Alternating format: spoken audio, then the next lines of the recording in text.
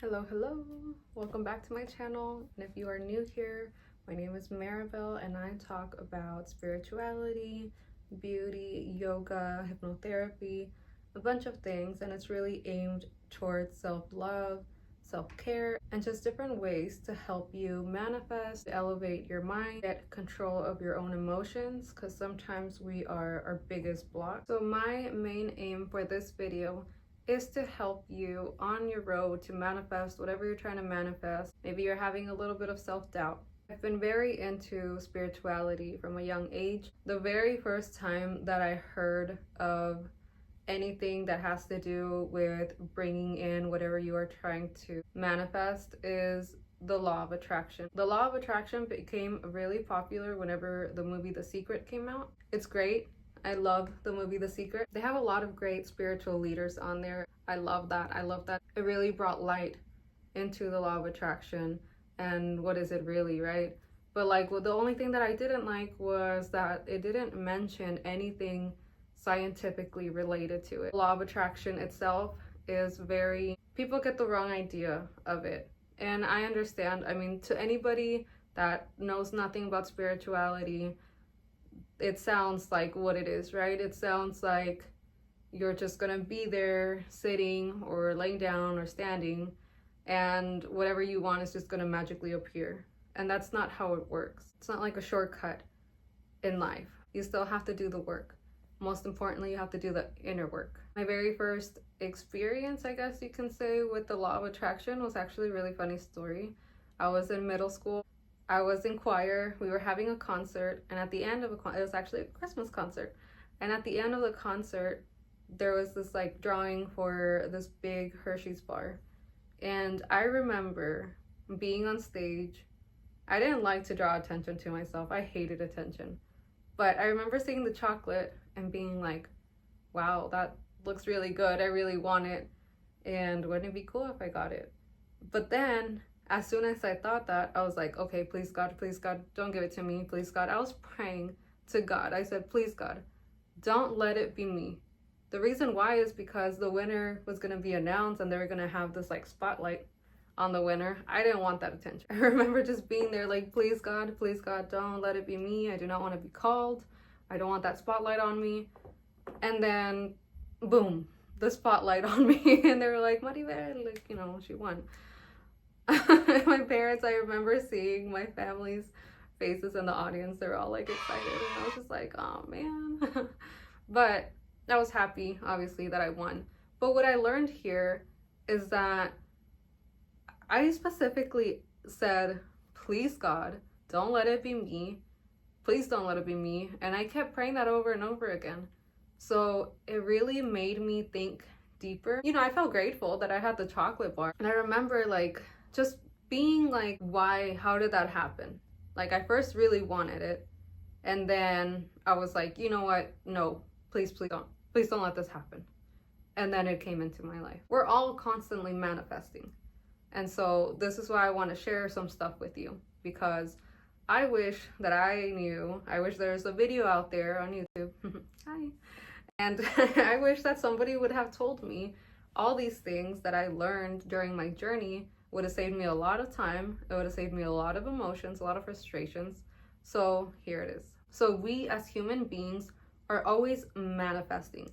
Whether we believe it or not, whether we know it or not, we are constantly manifesting. And what manifests our reality is our emotions. You guys, our bodies and our emotions are constantly under attack. I don't know if you realize what's out there on the shelves that is so harmful to our souls, to our body. Fluoride. You have everything that you can think of that can be harmful to us. So that's why I say whenever you're trying to manifest something, eating clean and eating what's good for you is really important. If you're trying to create something, the most important thing is the foundation. Because if you don't have a good, sturdy foundation, everything that you worked hard to build from there can easily come back down, like a house of cards. Mind Valley has been a huge part of my journey. The law of resonance says your being is more important than what you want in life. Because if you just focus on I want doesn't get you what you want, okay? It leaves you in this state of feeling despair, feeling like what you have is not enough. And just like a friend, if you were to get a friend something for Christmas, it can be a pair of socks, it can be a shirt, sweater, whatever. If that friend shows you that they're grateful and they're happy and they're genuinely touched by the gift that you gave them, you're going to want to give them more because that makes you feel good, to make them feel that good. And so the universe is very similar. The universe gives you something and you're still like, oh, this is nice, but I want this. I want more and more. You're not staying in that state of gratitude frequency, which is really important. Your vibe is everything, my friend. And yeah, I know that life gets hard, life gets tricky. Sometimes you get stuff thrown your way. But the key here is to spend as little time investing your emotions into this dark place, because this dark place will keep you in a dark place. So before, whenever I felt like I was on the brink of my spirituality awakening, I used to blame the government a lot. I used to blame the politicians a lot. And yes, I know they should be held accountable for what they're doing. I completely agree. But I also feel like we are in this age, this new era, you can stop blaming other people. And whenever you are blaming other people, you're telling the universe that you're this helpless little thing. You're playing a victim. The bad thing about being in a victim mentality, in a victim state of mind, is that you're going to keep thinking you're the victim. Your mind literally creates your reality. So anything that you are thinking about, you're going to see more of it. And that's going to set you back even more. And you don't want to be there. Something else that's very important that I really wish I would have learned sooner also is having this desire. A lot of people in the spirituality world think that having a desire is bad. It is not bad. It's needed. For you to get to where you are trying to get to, you need to have a desire. Abraham Hicks, she's freaking awesome. Well, her name is Esther Hicks, starts talking about wisdom and the law of attraction and manifesting. And she talks about launching these rockets of desire. Whenever you're launching a rocket of desire, that's whenever your soul desires something. And something else that I've learned is that your soul desires something because that something that you really, really want is destined to be in your life. However, you need to allow it to come into your life, and you need to take the right steps to get there. You need to already act like you are that person. And I'm not saying like go blow a lot of money on like a Corvette. That's not what I'm saying. I'm talking about, who are you being? Who do you want to be whenever you get there? Do you want to be a person that's going to go out and help a bunch of different charities or create a nonprofit organization? What's stopping you now from volunteering at those places, right? Even in psychocybernetics, Dr. Maxwell talks about having a goal. In Napoleon Hill's Think and Grow Rich, Napoleon Hill talks about the importance, actually, he even says burning desire. You have to have a burning desire in order to bring in what you want to bring into your life. Clearing any blockages that you may have. I had so many freaking blocks that you wouldn't even believe me. It's freaking insane. Even whenever I was better off financially, where me and my husband made more than enough money, and our minds was still stuck in scarcity, in lack. Some of these blocks were emotional blocks that I was having. So there are different ways to get these blocks cleared.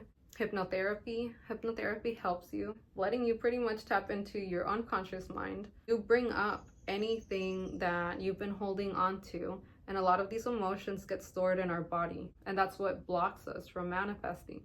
So doing hypnotherapy, it helps you bring out any limiting beliefs that you may have. And a limiting belief is just a belief that pretty much limits you, but it's a false belief. It can be a belief that you're not good enough. And that belief could have been installed in you by your peers, by your parents, by your teachers, or even just by yourself from watching everything else going on around you. And usually with these limiting beliefs, People have little to no evidence that those beliefs are even true. It's just the belief that you have held on and has become a part of you. Well, you can let go of those beliefs, and hypnotherapy helps you do exactly that. There's energy clearing exercises that you can do.